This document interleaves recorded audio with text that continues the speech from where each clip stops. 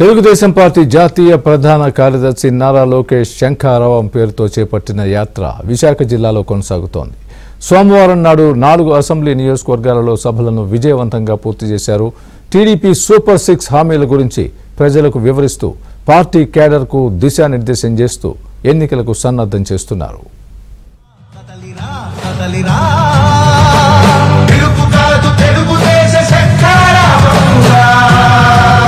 ఎన్నికలు సమీపిస్తుండటంతో టీడీపీ జాతీయ ప్రధాన కార్యదర్శి నారా లోకేష్ దూకుడు పెంచారు. నిత్యం 3 నియోజకవర్గాల్లో శంఖారావ సభలు నిర్వహించే నారా లోకేష్ సోమవారం 4 నియోజకవర్గాల్లో నిర్వహించారు. ఉమ్మడి విశాఖ జిల్లాలో విజయవంతంగా సభలు నిర్వహిస్తున్నారు. విశాఖ ఉత్తర నియోజకవర్గం నుంచి శంఖారావ సభను మొదలుపెట్టిన నారా లోకేష్ గాజువాక, అనకాపల్లి, చోడవరం నియోజకవర్గంలో జరిగిన సభతో ముగిసింది. ఉదయం 11 గంటల నుంచి నాన్ స్టాప్ గా సభల్లో పాల్గొంటున్నారు.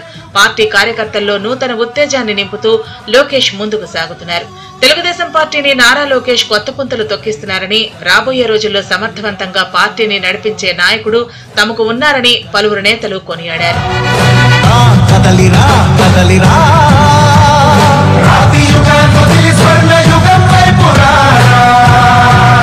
ఉత్తరాంధ్ర ప్రజలతో సీఎం జగన్ 4 ఏళ్లు ఆటలాడుకున్నారని, మరో 2 నెలల్లో ప్రజలు సీఎం జగన్ ని ఆడుకుంటారని ఎద్దేవా చేశారు. సీఎం జగన్ సిద్ధం పేరుతో సభలు నిర్వహిస్తున్నారని, కానీ వైసీపీ కార్యకర్తలు మాత్రం ఎన్నికలకు సిద్ధంగా లేరన్నారు. చంద్రబాబును విమర్శించడమే ఎజెండాగా సీఎం జగన్ ప్రసంగిస్తున్నారని మండిపడ్డారు. జగన్ కు కలలో కూడా చంద్రబాబు గుర్తుకు వస్తున్నారన్నారు. సైకిల్ అనేది సామాన్యుడి చైతన్య రథం అని, సామాన్యుడు గ్లాసులో టీ తాగుతారని లోకేష్ అభివర్ణించారు. వైసీపీ ఫ్యాన్ రెక్కలు విరిగిపోయాయన్నారు. రైతుల ఆత్మహత్యలు చేసుకోవడంలో ఏపీ 2వ స్థానంలో ఉందని, యువత సూసైడ్ చేసుకోవడానికి ఫ్యాన్ ఉపయోగపడుతుందన్నారు. ఉద్యోగాల పేరుతో నిరుద్యోగులను జగన్ మోసం చేశారని మండిపడ్డారు. నిన్న కూడా సిద్ధం అంటూ రాప్తాడుకి వెళ్ళాడు తల్లి. అక్కడ ఆ రాప్తాడు సభలో వైకాపా కార్యకర్తలు, నాయకులు మేము సిద్ధంగా లేవని తేల్చి చెప్పేశారు. అక్కడ ఏకంగా సభ తుస్మనింది. అక్కడ ప్రజలు వెళ్ళిపోతున్న సమయంలో అక్కడున్న మీడియా మిత్రుడు ఒకడు ఫోటోలు, వీడియోలు తీస్తే ఏకంగా వైకాపా రౌడీలు అతన్ని చితకబాది కొట్టే పరిస్థితి అందరం చూసాం. ఒక ముఖ్యమంత్రి సభకి వెళ్తే ఆయన చేసిన మంచి పనులు చెప్పుకుంటారు. కానీ ఈ ముఖ్యమంత్రి సభకి వెళ్లి చంద్రబాబు నాయుడు గారి పేరుని జపం చేస్తున్నాడు తల్లి. గంట ప్రసంగంలో చంద్రబాబు నాయుడు గారి పేరుని 100 సార్లు పలికాడు ఈ జగన్. అంటే నాకు అప్పుడు అర్థమైంది ఏంటంటే, ఆంధ్ర రాష్ట్రానికి ఈయనేమి పీకింది పొడిచింది ఏమి లేదు కాబట్టి ఇప్పుడు కూడా చంద్రబాబు నాయుడు గారే ఆయన కళలో వస్తున్నాడు. పాపం భారీ డైలాగులు కూడా కొట్టాడు తల్లి. సైకిల్ గురించి మాట్లాడాడు, గ్లాస్ గురించి మాట్లాడాడు, ఫ్యాన్ గురించి మాట్లాడాడు. సైకిల్ గ్లాస్ విలువ పెత్తందారికి అర్థమవుతుంది తల్లి, పెత్తందారికి అర్థమవుతుంది. సైకిల్ అనేది ఒక సామాన్యుడి చైతన్య రథం. సైకిల్ అనేది సామాన్యుడు చైతన్య రథం. గ్లాసు, సామాన్యుడు గ్లాసులో టీ తాగుతాడు. బహుశా జగన్ వెండి గ్లాసులో తాగుతున్నాడా, బంగారు గ్లాసులో తాగుతున్నాడు, నాకు అర్థం అవట్లేదు. ఈరోజు ఫ్యాన్ రెక్కలు విరిగిపోయినాయి తల్లి. ఇరిగిపోయిన ఫ్యాన్ ఏం చేస్తాం తల్లి, పీకి చెత్తపొడిలో పడేస్తాం తల్లి. గత 5 ఏళ్లుగా ఫ్యాన్ ఎలా ఉపయోగపడిందో ప్రజలందరూ ఒకసారి తెలుసుకోవాలి. రైతుల ఆత్మహత్యలు చేసుకునే దానికి ఫ్యాన్ ఉపయోగపడింది తల్లి. ఈ రోజు భారతదేశంలోనే రైతుల ఆత్మహత్యలో ఆంధ్ర రాష్ట్రం 3వ స్థానంలో ఉంటుంది. కౌలు రైతుల ఆత్మహత్యలో 2వ స్థానంలో ఉంది. యువకులు ఆత్మహత్యలు చేసుకునే దానికి ఆ ఫ్యాన్ మనకొచ్చింది తల్లి.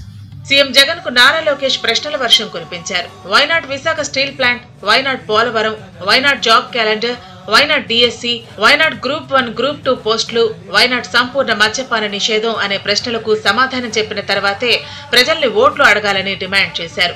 సీఎం జగన్ ను సొంత చెల్లి, తల్లి నమ్మటం లేదని ఎద్దేవా చేశారు. సొంత చెల్లెలు షర్మిల జగన్ ను గద్దె దింపేందుకు సిద్ధంగా ఉందని వార్నింగ్ ఇచ్చిందని గుర్తు చేశారు.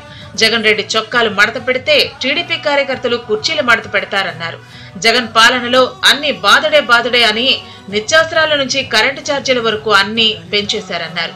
మరికొన్ని రోజుల్లో పీల్చే గాలిపై పన్నులు వేస్తారన్నారు. ప్రభుత్వ భవనాన్ని ప్రభుత్వమే కూల్చివేసిన చరిత్ర సీఎం జగన్ కే దక్కుతుందన్నారు. ఈ సభాముఖంగా జగన్ నేను కొన్ని ప్రశ్నలు అడుగుతున్నా. Why not Visakha steel plant? Why not Polavaram? Why not job calendar? Why not DSC? Why not group 1 group 2 post? Why not సంపూర్ణ మద్యపాన్ నిషేధం? ఈ ప్రశ్నలకి సమాధానం చెప్పిన తర్వాతనే మీకు ఆంధ్ర రాష్ట్ర ప్రజలు ఓటు అడిగే హక్కు ఉంటుందని ఈ సభాముఖంగా జగన్ కి నేను హెచ్చరిక జారీ చేస్తున్నా. ఈ మధ్యన మన వార్డులో మన ఊరిలో బోర్డులు కనపడుతున్నాయి తల్లి. కొత్తగా సైకో ఫోటో ఉంటుంది, నువ్వే మా నమ్మకం బోర్డు ఉంటుంది. ఇక్కడున్నా తెలుగింటి ఆడపడుచులు అందరూ ఆలోచించాలి. సొంత తల్లి చెల్లియే జగన్ని నమ్మట్లా, ఇంకా మనం ఎలా నమ్మాలి ఆయన్ని? ఇంకో పక్కన సిద్ధమని పెట్టినాడు. సొంత చెల్లి అంటుంది నేను సిద్ధం ఆ జగన్ని గద్దె దింపి ఇంటికి పంపించేదానికి. ఇప్పుడు షర్ట్ మర్త పెట్టుకుంటాడంట. జగన్ 2 నెలల్లో నీ కుర్చీ మర్తి పెట్టే బాధ్యత మేమందరం తీసుకుపోతున్నాం.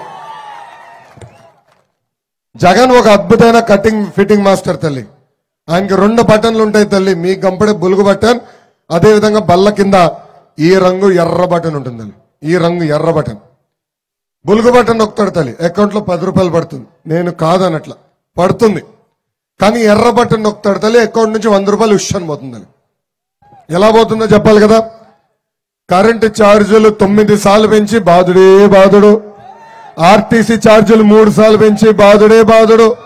ఇంటి పన్ను పెంచి, చెత్త పన్ను పెంచి, క్వార్టర్ బాటిల్ ధరలు పెంచి, నిత్యావసర సరుకుల ధరలు పెంచి, పెట్రోల్ డీజిల్ గ్యాస్ ధర పెంచి. అమ్మాయి రేపో మాపో వాలంటీర్ వాసు ఇంటికి వస్తాడు, ఒక గొట్టం తీసుకొస్తాడు, ఉఫ్ఫని ఊదమని ఊద తల్లి. ఊదితే గాలి పైన కూడా పన్నేస్తాడు ఈ సైకో జగన్. అనకాపల్లిలో మంత్రి అమర్నాథ్ పై నారా లోకేష్ సెటైర్లు వేశారు. మంత్రి అమర్నాథ్ దెబ్బకు పరిశ్రమలు పారిపోయే పరిస్థితి వచ్చిందన్నారు. పరిపాలక రాజధాని పేరుతో పెద్ద ఎత్తున భూదందాలకు వైసీపీ నేతలు పాల్పడుతున్నారన్నారు. ఆంధ్ర యూనివర్సిటీలో 1400 పోస్టులను అమ్మేసుకున్నారని ఆరోపించారు. తెలుగుదేశం జనసేన పార్టీ అధికారంలోకి వచ్చిన తర్వాత విచారణ చేస్తామని హెచ్చరించారు. అనకాపల్లి బెల్లం దేశవ్యాప్తంగా ప్రాచుర్యం పొందిందన్నారు. తెలుగుదేశం పార్టీ హయాంలో 1000 కోట్లతో నియోజకవర్గాన్ని అభివృద్ధి చేశామన్నారు. అనకాపల్లిలో 100 పరిశ్రమలను టీడీపీలో ఏర్పాటు చేశామన్నారు. చోడవరం, చీడికాడ రహదారులను తెలుగుదేశం పాలనలో అభివృద్ధి చేశామని గుర్తు చేసుకున్నారు. పరిశ్రమలు తీసుకొస్తాడు, ఐటీ కంపెనీలు తీసుకొస్తాడు.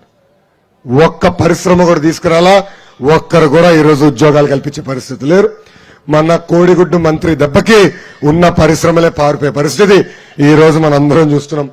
ఇంకా పరిపాలక రాజధాని పేరుతో పెద్ద ఎత్తున ఈరోజు భూదందాలు, భూ కబ్జాలు విశాఖపట్నంలో జరిగే పరిస్థితి మనందరం చూస్తున్నాం.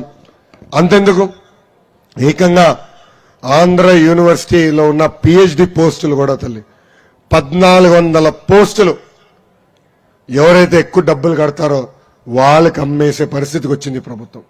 అక్కడున్న వైస్ ఛాన్సలర్ ప్రసాద్ రెడ్డి అని ఒక ఎదవ ఉన్నాడు, అతను అమ్మేస్తున్నాడు తల్లి 1400 పోస్ట్, పిహెచ్డి పోస్ట్. ఆయన పేరు కూడా ఎర్ర బుక్ లో ఉంది. రేపు మన ప్రభుత్వం వచ్చిన తర్వాత ఎంక్వైరీ చేసే బాధ్యత నేను వ్యక్తిగతంగా తీసుకుంటాను. ఇంకా మన నియోజకవర్గానికి వచ్చేగల అనకాపల్లి అంటేనే తెలుగుదేశం పార్టీ కంచుకోట. అనకాపల్లి బెల్లం కేవలం రాష్ట్రంలో కాదు, దేశంలోనే కాదు, ప్రపంచం మొత్తం ఫేమస్. అలాంటి అద్భుతమైన నియోజకవర్గం అనకాపల్లి నియోజకవర్గం. 2014 నుంచి 2019 వరకు పీలా గోవింద్ గారు ఎమ్మెల్యేగా ఉన్నప్పుడు దాదాపు 1000 కోట్ల రూపాయలు ఖర్చు పెట్టి నియోజకవర్గాన్ని అభివృద్ధి చేశాం. ఆనాడు పెద్దలు చెప్పినట్లు 2600 టిట్కో ఇల్లు తల్లి నిరుపేద కుటుంబాల కోసం ఆనాడు కట్టి అందించాం.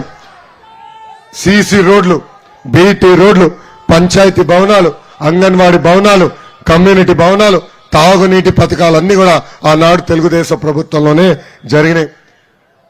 ఆనాడు ఇండస్ట్రీ శాఖ మంత్రిగా అమర్నాథ్ రెడ్డి గారు ఉంటే ఏకంగా 100 పరిశ్రమలు మన దగ్గరికి తీసుకొచ్చి దాదాపు 1500 మందికి ఆనాడు ఉపాధి కల్పించాం. ఇంతేకాదు, చోడవరం చెడ్డికాడ రోడ్డు కూడా ఆనాడు మనం అభివృద్ధి చేసుకున్నాం. 220 కోట్ల రూపాయలు ఆనాడు పంచాయతీరాజ్ గ్రామీణ అభివృద్ధి శాఖ మంత్రిగానే ఉన్నప్పుడు మన నియోజకవర్గానికి ఆ నిధులు కేటాయించి ఇంటింటికి ఉచితంగా కుళాయి కూడా ఇచ్చే కార్యక్రమానికి ఆనాడు పునాదులేశాం, పనులు ప్రారంభించాం. ఈ ప్రభుత్వ అధికారంలోకి వచ్చి అది కూడా ఆపేసింది. ఇంతేకాదు ఈ ఒక్క నియోజకవర్గంలో 145 కిలోమీటర్లు ఆనాడు సీసీ రోడ్లు వేశాం. రోజు 3 శంఖారావం సభలు నిర్వహించే నారా లోకేష్ సోమవారం నాడు 4 సభలు నిర్వహించారు. అనకాపల్లి నుంచి నేరుగా చోడవరం నియోజకవర్గంలో ఏర్పాటు చేసిన సభలో పాల్గొన్నారు. సీఎం జగన్ చెప్పిన నవరత్నాలు నవమోసాలుగా మారాయని లోకేష్ ఆరోపించారు. జగన్ లాంటి వ్యక్తికి మరోసారి అధికారం ఇస్తే రాష్ట్రాన్ని దోచేస్తారని ఎద్దేవా చేశారు. టీడీపీ సూపర్ 6 ద్వారా అన్ని వర్గాలకు మేలు చేస్తామని తెలిపారు. జనసేన అధినేత పవన్ కళ్యాణ్ పిలుపునిచ్చిన hello AP bye bye YCP నినాదానికి పసుపు సైన్యం జనసైనికులు కట్టుబడి ఉండాలని కోరారు. అక్కడున్న వైకాపా కార్యకర్తల్ని ముఖ్యమంత్రి గారు ఈ సైకో జగన్ ఫోన్ తీయండి, ఫోన్ తీసి టార్చ్ లైట్ ఆన్ చేయమని చెప్పాడు. అక్కడున్న కార్యకర్తలకు అర్థంలా, అరే మంచి ఎండ ఉంది, సూర్యుడు ఉన్నాడు, టార్చ్ లైట్ తీయమంటున్నాడు. ఒకటి మొహం ఒకటి చూసుకుని వాళ్ళ కార్యకర్తలు ఏం ఆడుకున్నారో మీరు అందరూ తెలుసుకోవాల్సిన అవసరం. అరే మన ముఖ్యమంత్రి గారికి రేచికెట్ ఉందా, లేదంటే మెదడులో ఉన్న చిప్పు తొప్పిందా అని వాళ్ళందరూ చెప్పుకుని వెళ్ళే పరిస్థితి.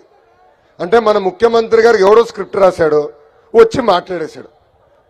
ఆ స్క్రిప్ట్ రాత్రిపోత మాట్లాడాల్సింది పొద్దున మాట్లాడాడు. చూడదాలే మన ముఖ్యమంత్రి పరిస్థితి. అంటే స్క్రిప్ట్ ఎవడు రాస్తే అసలు ఏముంది, దాంట్లో ఏం హామీలు ఇస్తున్నాం కూడా కనీసం తెలియని వ్యక్తి ఆంధ్ర రాష్ట్ర ముఖ్యమంత్రి సైకో జగన్.